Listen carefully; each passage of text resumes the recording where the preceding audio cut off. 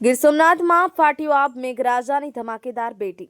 વિશ્વ સુપ્રસિદ્ધ સોમનાથ મહાદેવ મંદિર પર મેઘરાજાનો સ્વયંભૂ જલાભિષેક।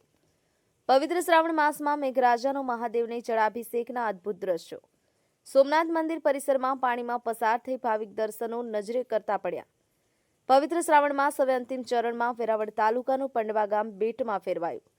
ધોધમાર વરસાદને લીધે ગામમાં ચારે તરફ કમળડૂબ પાણી ભરાયા। લોકોના ઘરોમાં અને દુકાનોમાં પાણી ઘૂસ્યા। અવિરત વરસાદ ચાલુ હોવાથી જનજીવન થયું પ્રભાવિત। તાલાળા તાલુકાના હિરણબે ડેમ આજે ફરી થયો ઓવરફ્લો। ગઈકાલે એક દરવાજો 10 મીટર ખોલાવાયો હતો। રાત્રે ભારે વરસાદને લીધે આજે સવારે 6 કલાકે બે દરવાજા 60 મીટર ખોલવામાં આવ્યા।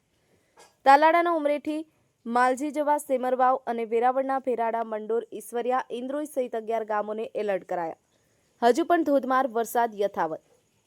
હિરણબે ડેમમાં પાણીની આવક વધતા 6:15 કલાકે 7 દરવાજા 0.91 મીટર ખોલાયા। 2356 નો પૂર પ્રવાહ વહી રહ્યો છે। સતત ત્રીજી વખત હિરણબે ડેમ થયો ઓવરફ્લો। આહિર કાળુભાઈ, દીવ 24/7 ન્યૂઝ, ગીર સોમનાથ।